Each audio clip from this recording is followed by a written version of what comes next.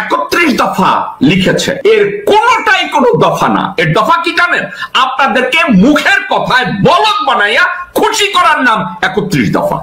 ব্যর্থতার পর্যবসিত নতুন শখ পরিবারতান্ত্রিক রাজনীতিকে পূজা করার নাম দিয়েছে 31 দফা। কোন এক শুয়োরের বাচ্চা এইটাকে লিখেছে, বলেছে বাংলাদেশের 20 কোটি মানুষকে বলদ বানানোর জন্য 31 দফা চুড়ে দাও।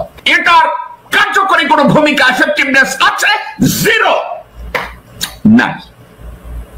31 দফা যদি তাদের হয় জনগণের মুক্তি, তো জনগণের মুক্তিতে নির্বাচন আসে না, মিয়ানমার করিডোর আসে না, চান্দাবাজি আসে না। চিন্ময় ছাড়া পাইছে ইসকনের, বিএনপির কোনো প্রতিবাদ নাই, তারা এটাকে সাপোর্ট করে। ওয়াকারের বিরুদ্ধে তাদের কোনো কথা নাই, তাকেও তারা সাপোর্ট করে। ভারত একের পর এক ভণ্ডামি, অত্যাচার, ধ্বংসযজ্ঞ চালাচ্ছে, কোনো কথা নাই, এক্ষেত্রেও তারা সাপোর্ট করে। এই মুহূর্তে বিএনপির রাজনীতি বিএনপির নিয়ন্ত্রণে নাই, রাজনৈতিক দর্শন পুরোপুরি ভারতের নিয়ন্ত্রণে। বিএনপির 2-3টা জিনিস, তাদের যেটা চাওয়া পাওয়া, এটাকে যদি ইমপ্লিমেন্ট করা হয় তাহলে এর বেনিফিশিয়ারি বাংলাদেশের 20 কোটি মানুষ না, আমার দেশমাতা বাংলাদেশও বেনিফিশিয়ারি না। তাহলে বেনিফিশিয়ারি কে? প্রথম বেনিফিশিয়ারি ভারত, দ্বিতীয় বেনিফিশিয়ারি বিএনপির পরিবারতান্ত্রিক রাজনৈতিক দলের নেতৃবৃন্দ। আপনারা ভুল শোনেন নাই, বিএনপির এই মুহূর্তে যদি নির্বাচন দেয় সবচেয়ে বড় বেনিফিশিয়ারি কে? ভারত। বার্মা করিডোর অর্থাৎ মিয়ানমারে যে হিউম্যানিটেরিয়ান করিডোর নিয়ে কথাবার্তা বলা হচ্ছে, এটা যদি হয় এর বেনিফিশিয়ারি নাম্বার 1 বেনিফিশিয়ারি ভারত। দ্বিতীয় বেনিফিশিয়ারি জিয়া পরিবার, স্পেশালি বেগম জিয়া পরিবার, রাষ্ট্রপতি জিয়ার পরিবার না।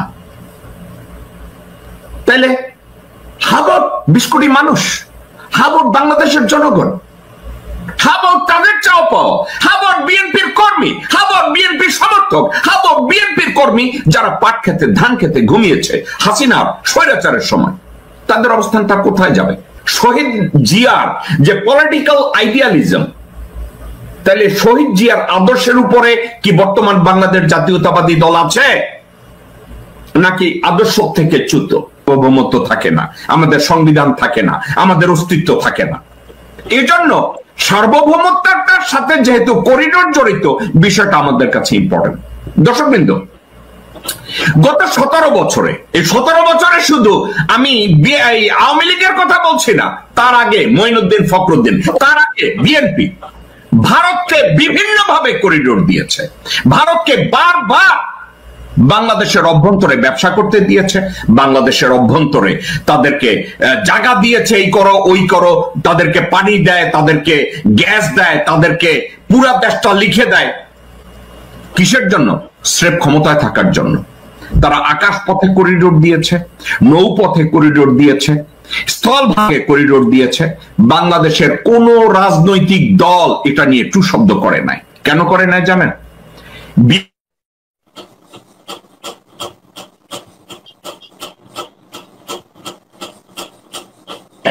যে তোমাদেরকে সারা জীবন বাংলাদেশের রাজনীতিতে রিলেভেন্ট রাখবো, যেমন আমির খসরু মাহমুদ, যেমন ইকবাল হোসেন টুকু, যেমন মির্জা ফখরুল, মির্জা আব্বাস, আব্দুল আওয়াল মিন্টু। আওয়ামী লীগের নেতাদের নাম আর নেই না, কারণ ওখানে কম্বল বাঁচার মতো সরকার, ওদের দলীয় প্রধান থেকে শুরু করে সমর্থক পর্যন্ত তারা সবাই ভারত নীতিতে অটুট। ভারতের নীতি তাদের জন্য কোরআনের আয়াত। কোন মুসলমান ইমান নিয়ে আওয়ামী লীগ করতে পারে না। তো আওয়ামী লীগ নিয়ে আর আমি কথা বললাম না, এরা এই করিডোর নিয়ে কোনোদিন কথা বলে নাই। এখন যে মুহূর্তে ডক্টর মোহাম্মদ ইউনূস সিদ্ধান্ত নিয়েছেন রোহিঙ্গা সমস্যার সমাধান আমাদের করতে হবে, এত মিলিয়ন লোকজন আমাদের দেশে বসায় রাখা যাবে না, পরে আমাদের দেশের অস্তিত্ব নিয়ে টানন পোড়ন শুরু হবে। হাসিনা এটার সলিউশন কি পাইছে আপনাদের মনে আছে? আপনাদেরকে আমি মনে করাইয়া দেই। হাসিনা মাগি সৌদির কাছ থেকে বাকিতে তেল নিবে, এই জন্য 65,000 রোহিঙ্গাকে বাংলাদেশের নাগরিকত্ব দেওয়া হয়েছে। আচ্ছা, তখন বাংলাদেশ জাতীয়তাবাদী দল এটা প্রতিবাদ করছে, করে নাই। আমি জেকব মিল্টন করছি, অনলাইন অ্যাক্টিভিটিসদের ভিতরে অনেকে করছে, কে আগে করছে কে পরে করছে, দ্যাটস দ্য ইস্যু। এটা নিয়ে প্রতিবাদ আমরা করছি, কারণ বাকিতে তেল পাওয়ার জন্য সৌদি আরবের কন্ডিশনে হাসিনা মাগি 65,000 রোহিঙ্গাকে বাংলাদেশের নাগরিকত্ব দিছে। কে করেছে? হাসিনা করেছে। কে করেছে? আওয়ামী লীগ করেছে। কে করেছে? ভারতের নির্দেশে করেছে। কারণ কি জানেন?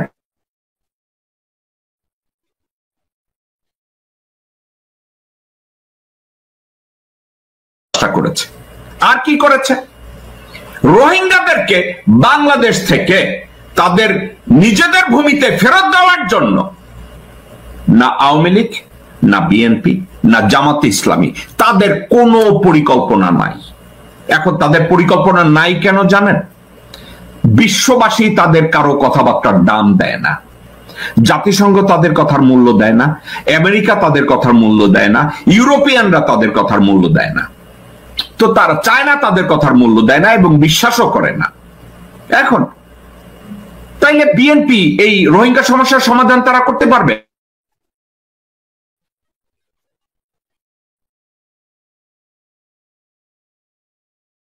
বাংলাদেশ প্রসঙ্গে, রোহিঙ্গা প্রসঙ্গে বাংলাদেশকে কোনো প্রকার সহায়তা ভারত করবে না, ওপেনলি বলে দিছে। বিএনপি সেটা জানে, অথচ বিএনপি এটা নিয়ে কোনো কথা বলে নাই যে ভারত কেন সহায়তা করবে না, রোহিঙ্গা ব্যাপারে ভারত কেন এই ব্যাপারে আমাদের সাথে যাবে না, একবারও বিএনপি বলে না। কেন বলে না? বিএনপি, আমি বুঝি না, কোন একটা বউকে বয়ফ্রেন্ড ভালো শাড়ি কিনা দেয়, ভালো জায়গায় ঘুরাইতে দেয়, গাড়িতে উঠায় দেয়, নিজের স্বামীরে বাদ দিয়া বয়ফ্রেন্ডের দিকে যাবে। বিএনপি বর্তমানে বাংলাদেশের জনগণ এবং বাংলাদেশের অস্তিত্ব বাদ দিয়ে বাংলাদেশ জাতীয়তাবাদী দলের প্রতিষ্ঠাতা শহীদ রাষ্ট্রপতি জিয়াউর রহমানের আদর্শ থেকে সরে গিয়ে তারা বিএনপির রাজনীতির মূল মন্ত্র ছেড়ে দিয়েছে ভারতীয়দের হাতে। ভারত যা বলে বিএনপি তাই করে, কারণ বিএনপি পরিচালিত হচ্ছে ভারতের গোলাম আব্দুল আউয়াল মিন্টুর দ্বারা, বিএনপি পরিচালিত হচ্ছে ভারতের নাগরিক এবং বাংলাদেশের যৌথ নাগরিক মির্জা ফখরুল ইসলাম আলমগীরের দ্বারা, বিএনপি পরিচালিত হচ্ছে গোর খদক মির্জা আব্বাসের দ্বারা, বিএনপি পরিচালিত হচ্ছে আমির খসরু মাহমুদ চৌধুরীর দ্বারা, বিএনপি পরিচালিত হচ্ছে ভারতের নাগরিক এবং ভারতীয় পোষ্য সালাউদ্দিনের দ্বারা। তা আপনারা ইন্ডিপেন্ডেন্ট বিএনপি কে আপনারা আর কোথায় দেখতে পাবেন? দেখতে পাবেন না। বার্মা করিডোর নিয়ে তাদের যত আলাপ আলোচনা, যা সব আকাশে। রোহিঙ্গা সমস্যার সমাধান বিএনপি জীবনেও করতে পারবে না, রোহিঙ্গা সমস্যার সমাধান আওয়ামী লীগও করতে পারবে না, জামাতও করতে পারবে না। কারণ একটা, সাবজেক্টটা আন্তর্জাতিক ইস্যু এবং আন্তর্জাতিক অঙ্গনে এই তিনটা রাজনৈতিক দলের কারোই গ্রহণযোগ্যতা নাই,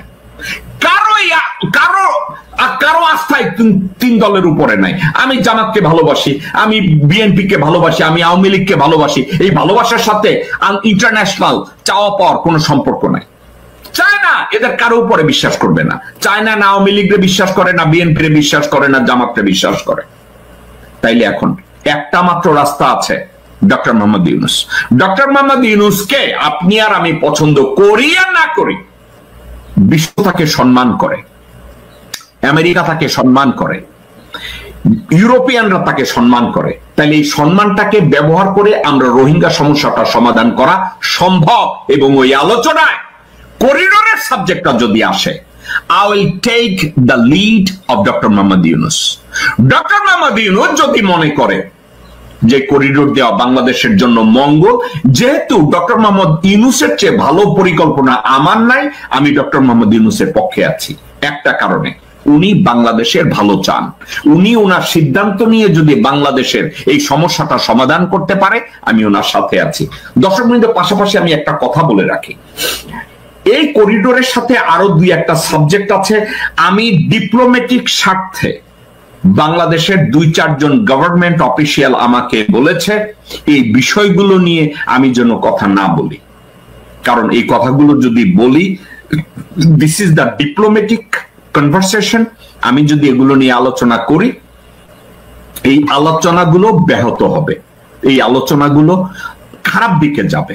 যার জন্য আমি 2-4টা বিষয় জানা সত্ত্বেও আমি ওপেনলি আপনাদের সাথে এভাবে কথা বলতে পারলাম না।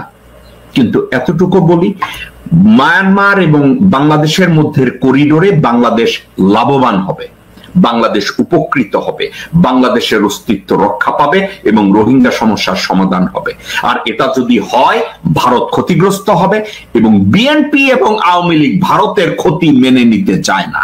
That is the bottom line. আপনাদেরকে আরো একটা কথা বলি, অ্যাডভোকেট কাজী আব্দুল্লাহ আল মামুন এই কথাটা বলেছে যে জেনারেল ফজলুর রহমান বলেছে আমাদের 7 সিস্টার্স এর উপরে দখল নেওয়া দরকার। আমি ওনার এই কনভারসেশনটাকে রেটরিক হিসাবে আমি এই মুহূর্তে ধরে নেই। কেন ধরে নেই? কুত্তার বাচ্চা হারামজাদা ভারতীয় শুয়ারের বাচ্চারা যদি বারবার বলে নোয়াখালী নিয়ে নেব, চিটাগং নিয়ে নেব,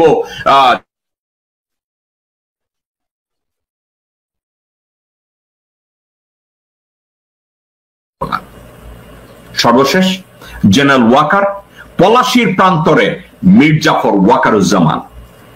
মির্জাফর ওয়াকারুজ্জামানের বাংলাদেশে কোনো ঠাঁই নাই, বাংলাদেশে তার কোনো গ্রহণযোগ্যতা নাই, আর্মিতেও তার কোনো গ্রহণযোগ্যতা নাই।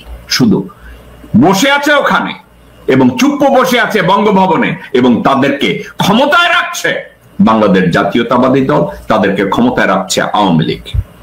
দর্শকবৃন্দ, এই বিষয়ের উপরে এটা শেষ। আর একটা কথা